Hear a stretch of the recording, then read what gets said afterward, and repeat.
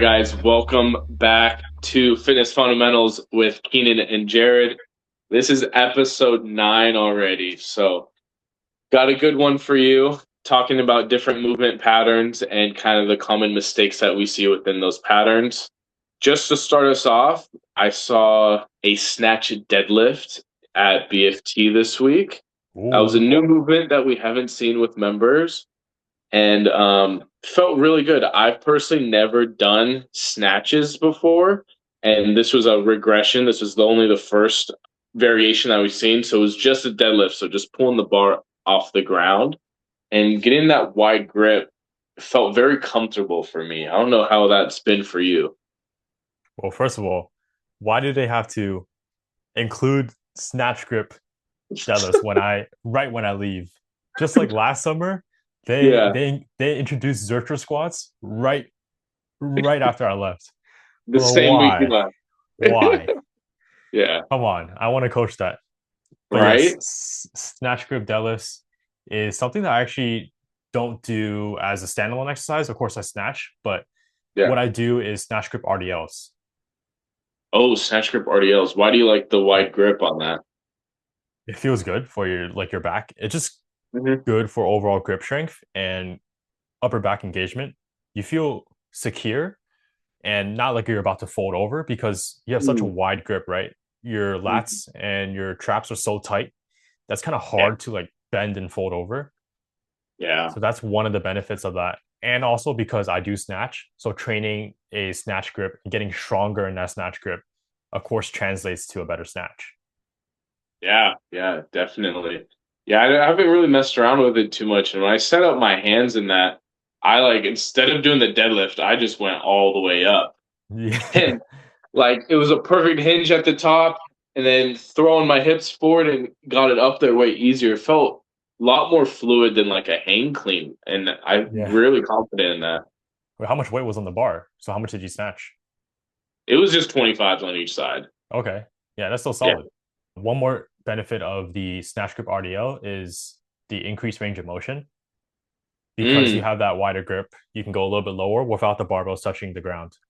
And for the deadlift, that's even harder because you're basically sitting down to like a squat position to get all the way I down before coming up. Are you going to get into Olympic lifting? Oh, I'd like to. I just don't. Yeah, I've only had I had a strength and conditioning coach in like college that for a class and he taught Olympic lifting and that was a ton of fun. Dude, it's so much fun. And I feel like we're both at the stage where like regular lifts can get kind of mundane. That's true. Like you're benching, you're doing pull-ups, you're squatting, you're hinging. It's all the same stuff over and over Yeah, and over again. And yeah. it's so little that we can get better and improve at those. But once you get into like Olympic lifting, or even for me, once I got into running, the progress is like newbie gains all over again. Oh, it is. So it's like when you were first started lifting, that first few months, you gain a lot of strength, you gain a lot of probably muscle too. Mm-hmm. And then kind of like translating to Olympic lifting or running, like your progress in the first few months is like astonishing. It's like newbie Yeah. gains. Yeah. Wow. And what I like about it too is that it's a skill and you're mastering a technique. Yeah. And the body coordination, even just going back to regular lifting, you get so much more fluid with like your own body. Even me just doing like regular landmine movements that would have been a lot more difficult because I learned Olympic lifting and because it's so complex, it just translates so much better to other lifts. Wow. Wow. Yeah. That's definitely something I'd like to get into more. And I love training power, so Olympic lifting would be something right up my alley. Cool. Let's do it. Especially when I get back, we'll get some Olympic sessions together. Yeah, love that. Topic today: squat, hinge, pull, push, overhead are five main movement patterns and the common mistakes that many people have. You want to get us started on the squat. What's one common mistake that you see when people squat? Yeah. Common mistake that I see, I would say most basic, it sounds very simple, but like not making sure you're in the center of the bar.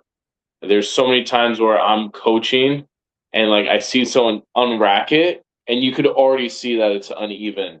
So just making sure number one, your neck is in the center of that bar. Number two, something else that I see is a lot of knee valgus as they go down. So that's due to a lack of glute medius strength. That's something that needs to be an accessory to a lot of your lifts. Something that you could do is adding a band to the top of your right above your kneecaps. It doesn't have to necessarily be a thick band or really hard. Just something that cues your knees to just stay out and not cave back in. Yeah, I was shadowing a trainer at the SF gym I'm at right now. He loves to use those mini bands for that Yeah. exact reason, to kind of track the knees in the right position, even though it's not going to technically make your glute medius that much stronger, right? It's not a doesn't Mhm. overload the glute medius to a point where it makes it strong, like an exercise that would specifically target that muscle, but just Mhm. giving that feedback, external feedback to that client or that member helps them get into that good position. Yeah. How about bracing? Yeah, bracing is something that people really struggle bracing because they feel like they're just holding their breath. And like doing that full expansion, like that 360 expansion of your diaphragm as you're going through the movement while maintaining breath is definitely a skill that you could work on. I think you typically do on Sundays, you do a breath exercise for core that's beneficial.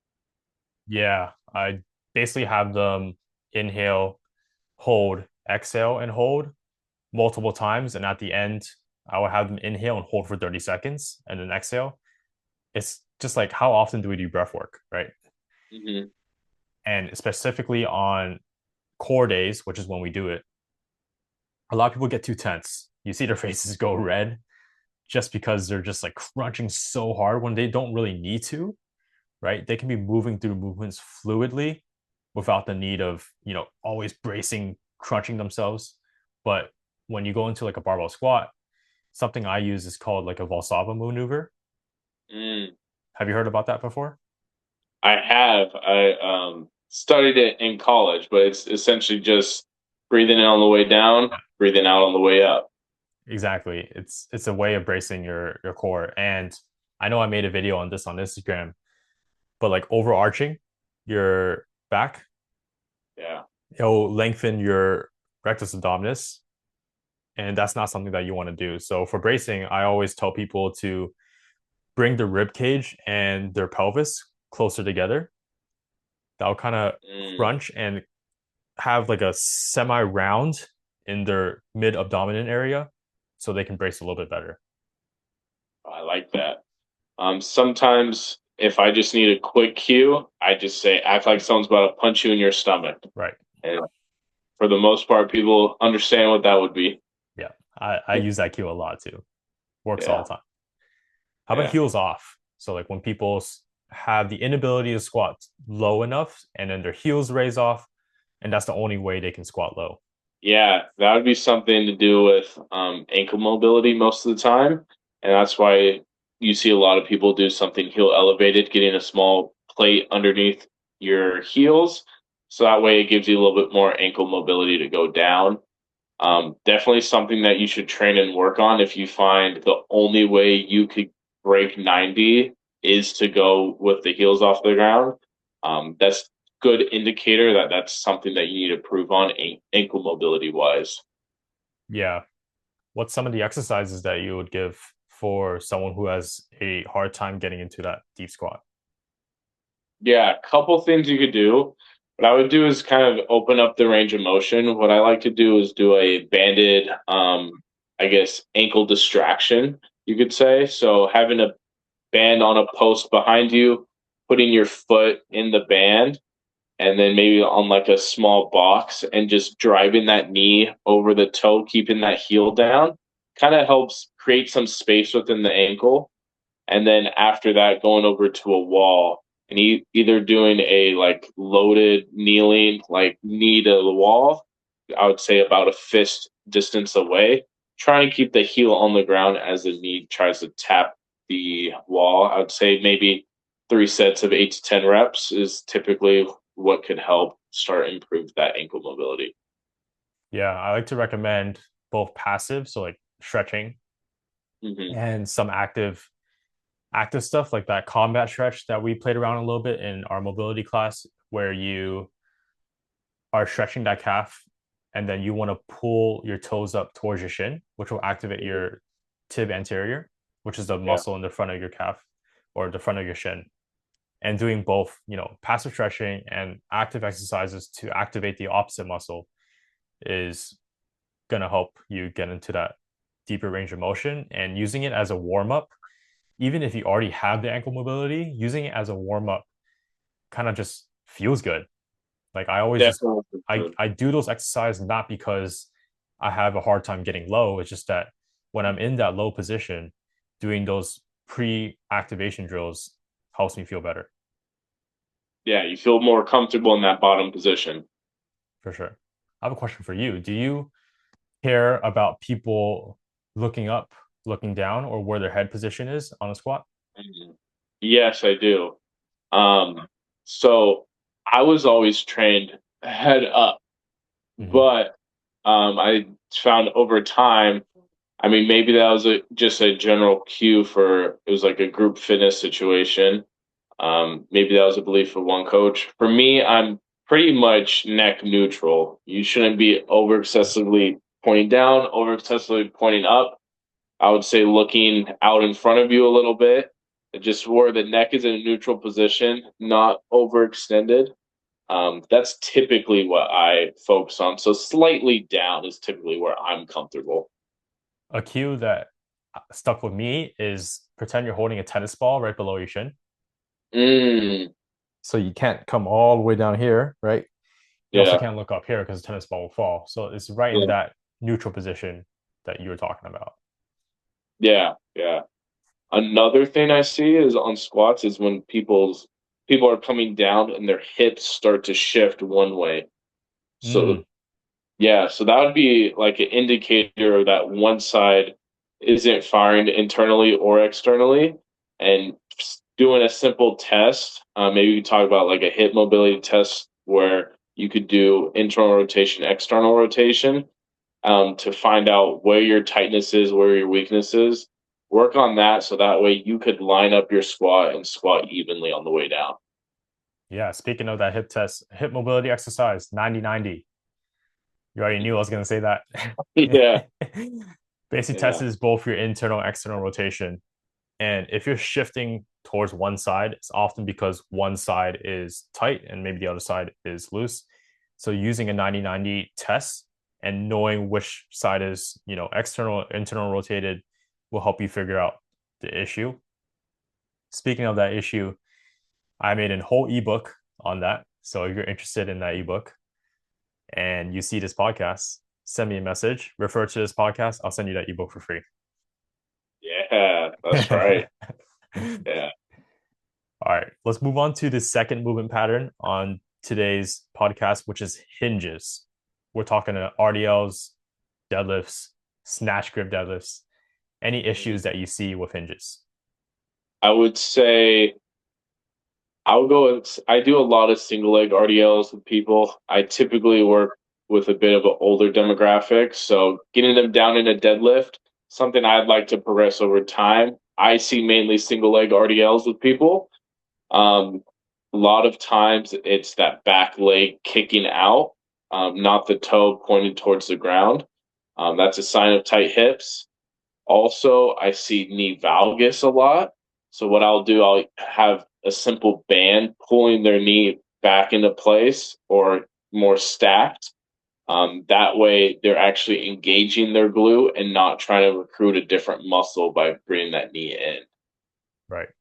A little bit off topic, but I do want to bring it up because it came to mind. Yeah. When you're doing a single leg Bulgarian split squat, so one leg in front, one leg on the bench, I typically like to use a single dumbbell Hmm. and I like to load it contralaterally, meaning it's on the opposite arm of the leg that I'm working. Yeah. The reason being is because that works a little bit on that external rotation, sorry, internal rotation of your hip. Mm. Whereas if you hold it on the same side as the front leg, it will kind of reinforce that external rotated hip, a position that's often overworked on like barbell squats or deadlifts. So if Mhm. you're ever doing like a single arm loaded Bulgarian, I always recommend you hold it on the contralateral arm so it's not redundant. And that kind of refers back to your point of people doing single leg RDLs excessively rotating their hip externally is Mhm. because we're just so used to that position. If you just think about a regular squat, our hips are going to be externally rotated. Mhm. So finding ways that you can load internal rotation of the hip is something that I've been playing around with a lot and I think Mhm. is really important. Yeah, yeah. Especially when sometimes we'll do the 90-90 in the class, and then on that back leg, we have them lift that foot up Yeah. off the ground. People just start cramping. Yeah. It's like, oh, like my body doesn't like that, or like the foot doesn't even move. And that's just a sign that we don't really train internal rotation Right. as much. All right. Back to our topic on hinges. One of Yeah, the issues that I see a lot is the knees bend too far forward. So you're tethering the hinge into a squat and you're right. shifting the load to the front side of your legs, so your quads, rather than your glutes and your hamstrings. So if you try to stick that bum back, I know you use a cue like you're tapping a car door closed, right? Yeah, So that's a yeah, really popular cue to use. My cue is just show your butt to that back wall. That's really all it is. yeah, yeah, yeah. Yeah. Another thing I like with hinges, I'll get a stick, put it on their head, their mid back, and tailbone. I'll tell them maintain those 3 points of contact and just bend down at your hips. And that's like a perfect way to make sure someone's still in a good spinal position and not rounding at their back.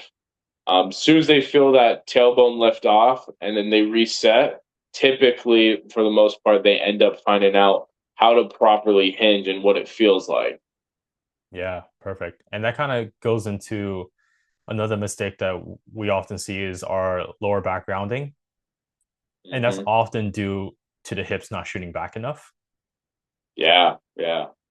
Another mistake that I see, and you can touch on this too, is the barbell or the dumbbell shifts away from your thigh and your shin, which Mm. also would cause more load on your lower back, unnecessary load.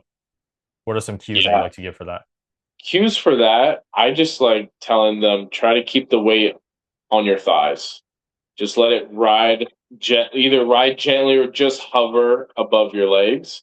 And reason being why you don't want the weight away from your body, it puts a lot more stress, especially in the hinge position, on your lower back. Think about if you're picking up something really heavy, you're not going to reach out away from you and pick it up. You're going to be nice and close to it as you pick it up. That's just to help protect your low back. Right. Funny story. I was took that cue maybe a little bit too seriously when I first started lifting. When Yeah. I was deadlifting, a lot of these bars have like super heavy knurling. So when you Yeah. keep the bar a little bit too close, it's gonna It's- like scrape your shin. So I still have like a bunch of like scars and scrapes on my shin that will be like forever there. But I guess those are my battle scars. yeah. Battle scars from lifting. That's awesome. Yeah. Did you used to get those? No, but the only other time I got a scar on my shins from like training, my dad was like watching like a bunch of Instagram or YouTube videos on training because I needed something more. And he was training me in my backyard, just throwing me random Yeah. exercises. And he literally made me a box for box jumps. And one day I missed the box and my shin on the wood just scraped right on it. Oh, that was so painful. Yeah, those hurt the worst. Even like Yeah. without like the wooden, scrape. Even just doing it on like the comfortable BFT boxes that we have. Like if you Yeah. miss a jump and you're scraping on the way down, like that hurts. It hurts so bad. Yeah. Another thing about hinges, specifically for the barbell deadlift, is whether you should do an overhand grip or a mixed grip. What's your opinion on that? Yeah, so I was actually talking to my coworker today, Jacob, and he's been training for over 8 years now, and he's been just training on his own for a long time. So he has a cooler, like he's seen kind of when the internet was born with weight training. He's kind of seen that whole, he's seen generations of like fitness influencers and stuff. And me and him were talking about it, and my positioning was I say if you're not using straps at all, I typically like to go overhand grip until I need to go over under switch grip. So typically going really heavy, I usually go switch grip. But if I could maintain overhand grip just to keep symmetry in the scapula and stuff like that, I try to go overhand. Yeah, I agree with you. But again, I'm gonna blame my sweaty hands. I would always Yeah. use mixed grip if I don't have straps. Right, right. Yeah. Yeah, because Yeah. overhand, there's only so much I can carry. The bar's gonna slip, or maybe just my Mhm. forearms are weak. But I blame it on my sweaty hands, not my forearms. Right, right. Yeah, and I also told him if I had to choose between using straps or overhand, in most cases, if you're not training forearms or grip strength, I would prefer to just use straps. Yeah, for sure. And then for mixed grip, do you always have your right hand overhand, left hand underhand, or do you switch it up set to set? Personally, I always go right over left Really? under. Yeah.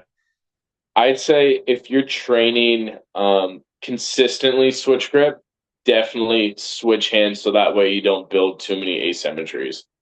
Yeah. Set by set, I switch when I'm Wow. using mixed grip. Yeah.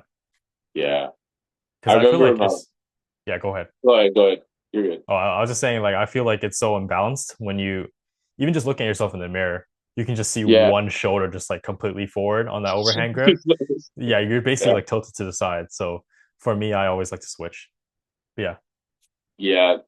In high school, I think my sophomore year, randomly, um, I was thinking about playing football and I lifted with just the football guys for a whole month. And they had a full strength program where you had your maxes and then you had your workout based on percentage of maxes.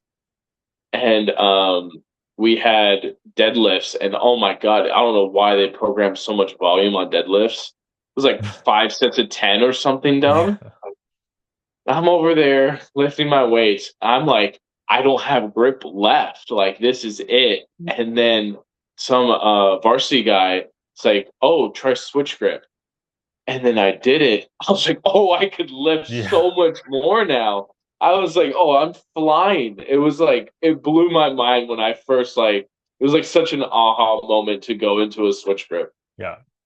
Yeah. I remember having similar instances to that too, where like I just couldn't deal with the grip, had to switch. Yeah, yeah. How about your foot placement? Too wide, too narrow? What's the ideal placement on a typical hinge? Let's say a deadlift or RDL. Yeah, deadlift or RDL, I go shoulder width apart.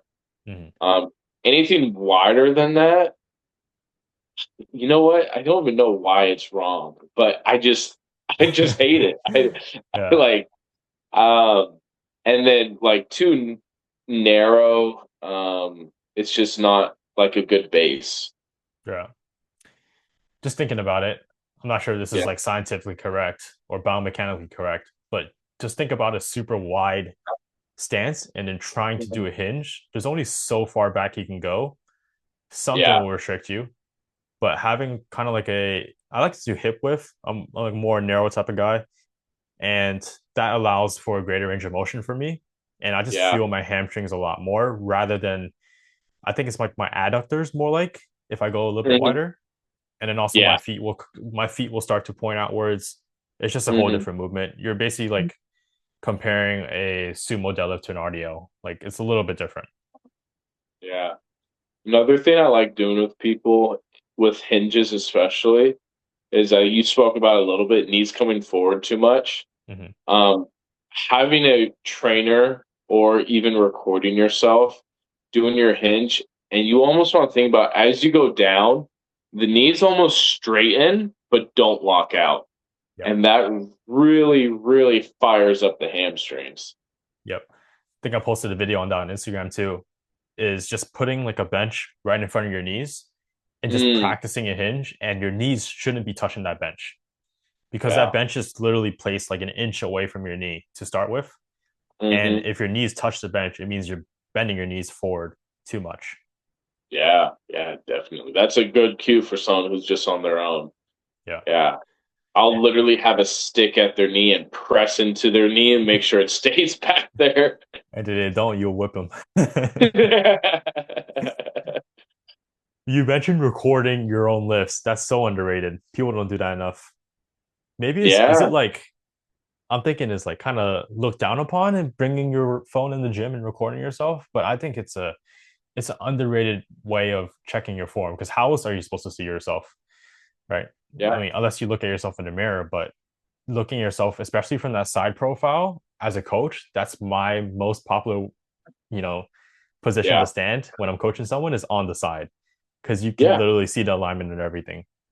Yeah, 100%. Yeah, I think and then even just looking at yourself in the mirror, like I've tried to do that before. I'm doing RDLs, I'm looking in the mirror like this, you're just fucking up your neck, Yeah. like trying to make sure you're doing a good job. Um, yeah, recording from the side, you got your different like points on the body as far as like you look at the ankle in relation to the knee, in relation to the hip, in relation to your back. Like those are the kind of things that trainers look at from the side as you're going through your movements, whether that's the squat, whether that's RDL. That's typically the best way to see majority of movement patterns. Yeah. If you want you get your form critiqued, send us a video and Oh, we'll that'd be review it. fun. We'll critique it on the pod. That's such a good idea. Yeah. So send your video. Doesn't matter what lift. Send it to myself, Key Training, or what's your Instagram handle? JL Rendon 01. Send it to that.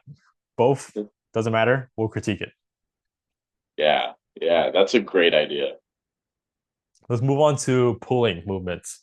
I'm thinking single arm dumbbell row, pull ups, barbell row. My main issue that I see with this is the upper traps get too involved. So if I'm pulling wide grip here, right, people doing this, or if I'm pulling Hmm. in here, people doing this. Yeah, yeah, My definitely. solution to that is just pulling your shoulders down and back, Yeah, right? Like up here, we get so tense in our upper traps, possibly due to just looking at our screens all day, typing all day, texting all day. So just learning how to kind of disconnect from your neck up, kind of pulling your shoulder blades down will help you out more. yeah, definitely. Another cue that I have with people is just shoulder away from ears. It accomplishes the same thing. I really like that one. If someone's in a lift, it's typically I like to cue after a lift. But if they're in it, really easy to, I'll just tell them shoulders away from ears, and that typically sets it. I find this cue a lot harder when, of course, the weight gets heavier. So one example is pull-ups. A lot of people, let's say they can only do like a max of like 4 to 5 pull-ups. And especially towards the end, they can still pull themselves up, but they tend to start, doing this motion where they're kind of Yeah. really struggling up trying to get up there. Hmm. What is your way of approaching that? To avoid shrugging at the top of it. Yeah. Or for like any Um, heavy lifts, like would you have them stop early? Would you have them continue going regardless of, that slight shrug? How would you approach that? yeah. So typically, I would say shrugging that comes from the scapulas. Mm, So kind of the same cue, shoulders away from ears, and like for a pull up, for example, really important to work on lat pulls. So just here and lifting from the lats, keeping the arms nice and straight. So that way, as you pull up, your lat and your scapula is already set, and then all you have to do is the pulling motion. I think you're trying to probably over recruit to if you're coming up at the top like that. yeah. And oftentimes if you're, quote unquote cheating like that, it's often because your lats aren't strong enough to pull your body weight. So a regression that I would use is just an assisted pull up. Whether you have an assisted pull up machine or I manually, help you up, I would have you do a scalp pull first before pulling, kind of like what you mentioned. Yeah, yeah. I would say that's a great regression. Another one I love doing is starting them at the top of the bar and then just doing the eccentric phase of the movement. I've seen a lot of people get a lot of pull-up strength when we started incorporating that into our program. Yeah. Speaking of regressions, when BFT introduced the TRX pull up, do you know what I'm Yeah. talking about? Is that the one? Was it knees bent or legs? Oh, are you saying was that the legs floating above the ground? Um, it's the one where you're like basically in a squat position. So Okay. it looks like you can just squat up and down, right? But Yeah, in yeah. reality, you want to try to turn off your legs and Yes. pull up. So originally, I thought that exercise was like trash because I was like, you're just gonna use your legs and squat up. But once I started doing it more often, kind of changed my perspective a little bit. It's probably one of the best regression exercises if you don't have an assisted pull up machine. Yeah, The yeah. reason being is because you can, number one, control the amount of load or help that you get from your legs. So it's really easy to manage. You can even put one foot Mhm. up, Yeah, and then the range of motion is still there. You're still going all the way down, and yeah. your legs, you can basically kind of shut it off if you want to make it harder, or just turn it on little by little to make it um, easier if you want to. Yeah, 100%. Um, and you could even do that with like a barbell setup too, to Yeah, mimic more of a bar if you don't have a TRX. And yeah, what I tell people is just imagine your legs are dead. A lot of times people turn it into a horizontal pull. They'll do more of an inverted row. So just make sure your chest is nice and vertical to the ground. So that way you mimic more of a vertical pulling motion. exactly. And that was like my original problem with that movement was it's just going to turn into a regular horizontal TRX row. But yeah, once I Hmm. started doing it more, it's amazing exercise. Yeah, yeah, definitely. You mentioned a little bit about involving your arms too much in a pull. You want to speak on maybe another cue to kind of shift more load away from your arms into your lats or your upper back? Yeah, I would say as you're pulling yourself up, think about almost your chest going towards the bar opposed to being a little bit too vertical. So when you almost lean back slightly and as you start to pull, that really gets all the musculature around your back more engaged. Yeah. So that's for vertical pulling. And for horizontal pulling, I like to think about pulling the elbow to your back pocket. Yeah. So instead of, if you're thinking about a single arm dumbbell row, typically you just pull straight up and down, but Hmm. really reaching backwards to where that elbow almost touches your back pocket is going to basically fully contract that lat and have minimal, involvement of your arms. Yeah. Shout out Coach Aaron. She was doing a demo one time on a single arm dumbbell row, and I used the cue that she gave on that like every time I give a dumbbell row. She says, pull pinky to pocket. And that was like so easy for people to understand. So I give that to everyone. I don't know if I've told her that, but I that was like one of the best cues I've heard. I never heard of that cue, and I'm gonna start using it too. Yeah, Shout out exactly. Aaron. Yeah. Another thing with yeah, like a single arm dumbbell row, kind of what you were speaking on, like not doing that scooping motion is like people end up, if you think about it, they end up pulling like this. And if you just have them stand up, like this position right here is just a bicep curl. Yeah, So they end up recruiting way too much bicep and then their lats just deactivated. So that's why me and Keenan are really focused on bringing that arm in a scooping motion or more pinky to pocket because you're actually targeting the lat. yeah. I have an opinion on this, but I want to see what your opinion is. Yeah. People who rock a lot when pulling. So if you think about a barbell row, dumbbell row, kind of swinging the motion up. What are your thoughts on Hmm. that? And is there a way to make swinging okay in a lift? Yeah.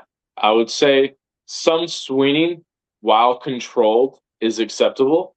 I would say depending on what you're training for, if you want more power, a little bit of a swing is fine. I would say as long as you're not overswinging where it's taking up more than like 15% of the movement. It should be very controlled. Like, so on the way down, if you kind of like bounce out of the bottom, perfectly fine. I would say if it's less than 15% of the movement, if that makes sense. Yeah, totally. I agree with you. I think there's definitely a reasonable amount that is sometimes necessary to get the amount of stimulus that you're looking for. Hmm. Because if you're always lifting like super strict and controlled, which is, what they say is ideal for like bodybuilding ish, but in day to day life, you're not always going to be shoulders down and back, super compact, right? There's things that you want to train for, such as some momentum involved that will help you get better at like daily movements as well. So some swinging I say is reasonable, but once it gets to the point where, let's say on a single arm dumbbell row, you're basically twisting your torso all the way up using all of your abs, you know, that's probably the point where I'll say, okay, we gotta Hmm. we gotta reframe your form a little bit. Yeah, yeah, yeah. Some swinging okay. If it takes up too much of the movement, not okay. Yeah, let's get into some pushing movements, dumbbell, barbell, incline press, those kind of movements. What is your main mistake that you see? Main mistake I see on pushing movements is definitely flared elbows. I don't know where it came from. I don't know if it's from the 90s or the thousands or something, where like everyone was doing push-ups like this, or like I have to get 90-degree angle. But that's just like it's just not good on the shoulders. I typically for pushing movements, you got to find kind of that right angle for you where it feels okay in the shoulders. Typically around 45 degrees of elbow um, is typically where I like to be, or it feels good in the shoulders, and I feel like I'm recruiting a lot more chest. Right? Because when you're out here at 90 degrees, it's almost like it's just a front delt exercise, Yeah. shifting it down a little bit, put some more on the chest, which is typically what you are trying to target in a horizontal push. Another issue that I see, especially when pressing from a flat bench, is the hips coming off. Mm-hmm. And I think that has to do with not about not knowing that's incorrect form, but more about the load issue is you're turning the movement into a decline press because your Yeah. hips are shifting up. Mm-hmm. And if we just think about, our body position in which we're strongest, it goes decline where the strongest, then flat, then incline. And our body generally wants to make the movement as easy as possible. So we shift, from incline to flat to decline. And we kind of use these tricks as of hips off to mimic more of a decline press just to lift more weight. So I think it's more of an ego issue, in my opinion. Yeah, 100%. That's definitely an ego issue, and I've definitely seen that in the gym before. Where like, if it's not less than a plate, you got to keep it on there, even if the hips come off. Right. Kind of like cheating on, hips going up. There's also people who overarch their back, which will kind of shift it more again to that decline position. Mhm. What is your way of coaching that? Yeah, kind of what you're speaking to. Load, starting at a comfortable load where you know you could have perfect form. Once they have perfect form with a good load, and let's say it's too easy for them. Let's say you do just the bar and it's way too easy, but they have perfect form. Go up a little bit, see if they maintain perfect form. You see a balance of trying to find where it's a good amount of load, they're able to maintain form, and then most of all, they're able to fatigue themselves during the lift. Yeah. And I think a slight amount of arch is okay, Hmm. especially, on a flat bench press. You actually want to be in that arch because it pulls your shoulder blades together. But the point where the arch becomes too excessive is again when your hips start coming off the bench. If you're doing like an incline press, having that arch kind of takes away the fact that you're doing an incline press trying to target that upper chest because Hmm. you're again shifting it more to like a flat press, if that makes sense. Yeah. And all these compensations that we're talking to, the body will always want to take the path of least resistance. Yep. So when we're seeing things that we need a cue on, typically it might you're trying to do the right form, but you're overcompensating somewhere because the body will always take the path of least resistance to move whatever weight you're doing. So you have to be very conscious to keep your technique, despite how fatiguing it could be to your muscles. Yeah. Speaking of tight scaps, one thing that I've been constantly shouting to myself about every time I bench, which was even yesterday, is right when I re-rack or before I even re-rack, I'm just taking tight scaps, tight scaps, tight scaps. I keep saying it over and over again. Mm, And ever since I've been doing that, I've been just feeling so much stronger. really? Even Yeah. though You just before, feel like, sturdy. yeah, even though before I still had, correct form, but just me reinforcing that to myself and just having tight scaps, you're basically the base that you're pushing off with just feels like 10 times better. Ah, yeah, yeah. So it's like more of it's almost setting the foundation for the bench press. Exactly. And that's why even like the top elite benchers, they work a lot on, scap retraction. Mm, So they do a lot of like horizontal pulling movements and they're like super strong. You would think elite benchers are not just strong on the bench, right? They're elite pullers too, because you kind of need both to work hand in hand together. hmm. And I would expect a strong bench to also have a really strong horizontal row because they work directly together. Yeah, yeah, 100%. When you think about it, it's the same movement pattern. Here to here, that's a horizontal row. Yeah, exactly. Anything else you want to mention on horizontal push? Oh, leg drive. Yeah, that's good. You could speak a little bit better to that. Yeah, there's definitely circumstances where you don't have to worry too much on leg drive Yeah. because sometimes that just takes away from the goal that you want. So if your goal is to just, target only your chest and hypertrophy, so building muscle that day, maybe you don't want to use that much leg drive. Maybe you just want to focus on, just that horizontal push. But let's say you want to work on like powerlifting or you're doing heavier lifts, working on maximal load, then that's where leg drive can help a lot. Leg drive is pretty much when you're doing a almost like a leg press or a leg extension into the ground to recruit your lower body as you press up. And that speaks on like the kinetic chain and how our body is stronger when we recruit more of our muscle groups. So if I, think about tensing my lower body, that will in turn, not a sciencey term, but it will kind of like transfer energy up to our upper body too. Yeah, and if you want to feel this for yourself, do a set of maybe not maximal load, but pretty heavy for you. Do a set of bench press with your feet on the ground, and then try to do that same thing with your feet off the ground, Yeah. like legs just straight. It's going to be significantly harder, and the body just needs some more. What it allows is more stiffness through the body to give you a better foundation to lift the weight. Yeah, for sure. And one caveat I'll give to that is if it's your first time doing leg drive, I'll kind of ease into it because even right now in my own training, let's say Mhm. I squat heavy on Monday and I have a heavy bench session on Tuesday. Sometimes I'll just use a Larson press instead, which is pretty much a bench press, but your feet are flying off the ground straight in front of you and not using leg Mhm. drive. So you still keep tension in your lower body, but you're not driving straight into the ground. So there's ways of still using, your lower body when you don't technically have to leg drive. If that makes sense. Yeah, yeah.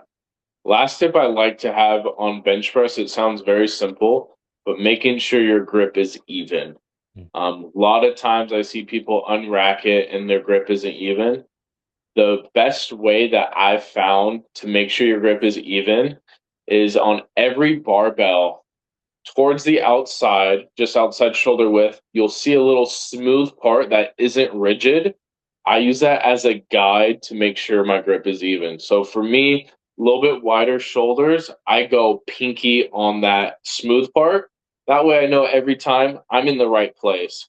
If you have a little bit more narrow frame, maybe you go like an inch inside of that smooth part, but you just use that as a reference as you're doing barbell bench press. Yeah, and then one thing you can also do to check that is if you record behind you, you want to see your wrists stacked directly over your elbows. So Yeah. if you're too wide, your wrists are going to be outside of your elbows, and if you're too narrow, your wrists are going to come inside. So just making sure those are stacked, even for pulling movements and overhead movements, it all applies too. So that's one cue or one tip that I like to give a lot of the members at BFT is, just making sure those wrists are stacked on top of those elbows. And generally, you're probably stronger that way too because you can transfer force more effectively. Yeah. And do you, I think kind of speaks more so to your scap contraction, that kind of feeling of breaking the bar, Mm, um, that like kind of internally rotates your shoulders a little bit. So when you're in that bench press, you want to think about breaking the bar, and that helps also recruit the lats and makes you set your foundation similar to what Keenan was talking about earlier with the scapula. yeah, and honestly, I don't only use that for pushing movements. I also use that for pulling movements, and I use that for barbell squats too. So when I'm placing that bar on my back, I'm also thinking about ripping the bar apart and almost doing like a pull down as I'm squatting. It just keeps your back tight. Wow. Yeah, I Yeah. think in your 4 or 5 video, you almost took like a breath and Yep. then like set it down. I do that for every single squat. It's basically as if I'm doing a pull up while squatting. Yeah. Nice, nice. Yeah. All right, let's move on to our last one, which is overhead movements. And let's just think about overhead presses. So, dumbbell overhead press, barbell overhead press, some of the issues or technique checks that we see there.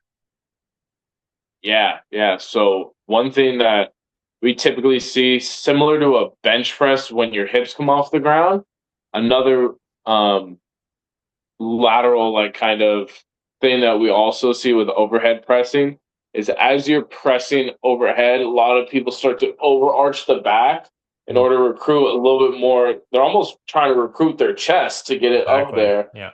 just because the muscle is the shoulder is a lot smaller muscle than your chest. So if you overload it, you're immediately gonna try to throw it up there with your low back. And if you aren't really used to overhead pressing, it's not a movement that gets programmed a lot. You're a lot weaker than you think. Yeah, So 100%. honestly, just starting lighter and just reducing the load fixes a lot of these issues that we're saying right now. Hmm. And progressively, I'm not telling you to lift light for the rest of your life just so your form is perfect. Is you're trying to find that point where you're adding enough load just to the point you're about to break form and reach close to muscular failure. You're at that sweet spot. And you can Hmm. slowly progress that sweet spot higher and higher, week by week, or even month by month. You're going to be progressing in the right direction. But it's all about that initial stage of finding what weight is appropriate for you. Because some people, they want perfect form, but they go way too light. Right, right, And so, what's the point of that perfect form if you're not even lifting heavy, right? right, right. So you got to find that sweet spot, and that's something that you have to be honest with yourself: is am I actually lifting hard enough? What's funny is my mom used to teach me when she was teaching me how to cook. She said, "Jared, you could always um, add more salt. You Yeah, don't have to when a chef's trying their sauce, they're trying to gauge how much salt they need. If you oversalt it, for example, with this, if you load it too much, you get yourself injured. You can't go back from that. You nope, just injured yourself. can't It's rinse it in better. water. Yeah, exactly. Undersalt it to start, and then find that perfect balance. Go up to it, opposed to just like going too far where it's like not recoverable. Exactly. I'm gonna use that tip right now when I cook my pasta. Yeah, right. I'm gonna undersalt it and salt it to where it's just perfect. Yeah, there you go. Another thing to prevent overarching is just to practice your bracing and your core engagement. Because Mm, sometimes even if the bar is light, like if I'm showing someone how to overhead press with just an empty bar, and they're obviously strong enough to push the empty bar, but they still overarch the back. That's not really an issue due to load. That's more of an issue of just realizing that your back is overarching and you need to recruit your core. mhm. An exercise I like to do for that is a Z press, which is a Yeah. seated press on the ground. So think about sitting on the ground, your legs are out in front of you, straight, and you're pressing straight up overhead. That'll naturally tilt your pelvis posteriorly, engaging more of your core. Because if you don't, you're going to fall backwards. Yeah, yeah, definitely. That's a really good sign.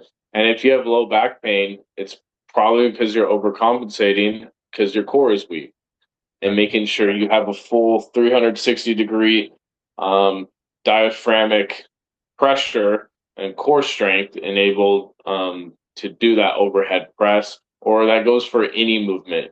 Having good core strength all around is going to help you protect your low back over time. Yeah. However, I do want to add a small little caveat, if as if I'm Okay. not making it confusing enough. Your lower back has a natural arch, so like a small little arch is Yeah. completely okay.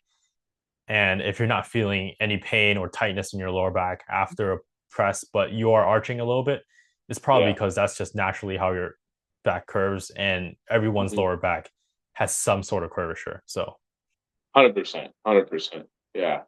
Another thing I see with overhead pressing is people ending like thumbs at the ears. hmm, Your shoulder has the range of motion of coming down here.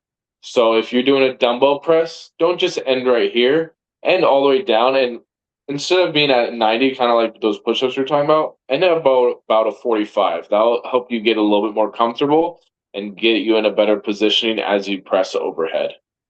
yep. And I think people have the mobility to do that. I think it's more of, again, an ego issue of you can obviously lift heavier if your range of motion is shorter. 100%. How about leg drive? So using your legs almost as if like a push press, you're Yeah. transferring your lower body to push up overhead. Yeah, I think there's time and place where both is appropriate. If you're doing a push press, you're doing more explosive work, power training. Doing a leg drive is something that's super acceptable. If you're going for just like bodybuilding, or you're just going for hypertrophy, you want to keep your feet flat. That's going to be like an example of an overcompensation. If you're recruiting your legs to do something for your shoulders, but that's why you have exercises like push presses, and that's a good transfer over for power. Yeah. Push presses is actually something that I've been playing around with a lot in my own training because of Olympic lifting. And like what you said, specific time and place to do them, depending on your goal. As you can probably see, like a lot of these different movements, it depends on what your goal is and what you're trying to achieve out of your training. So once you establish that, then you can go in and play around to different modalities. Last thing with overhead pressing, and I think you've speaked about it previously in a different podcast, is like if you're having shoulder pain, doing a landmine press is typically a lot more comfortable and easier on the shoulder. So definitely try that out if you're experiencing shoulder pain overhead. Yep. All right. Well, that's all the 5 movements and the common mistakes that we see as personal trainers and coaches. Again, if you guys have questions or if you guys want to send us a video of you doing any type of exercise, we're going to critique it on this podcast. So Love make sure you that. send that to us. And I believe the next podcast, we're going to have a special guest. If you are on Spotify, subscribe, turn on post notifications. Sorry, if you're on YouTube, subscribe. And if you're on Spotify, give us a follow, turn on that notification bell, and we'll see you on the next one.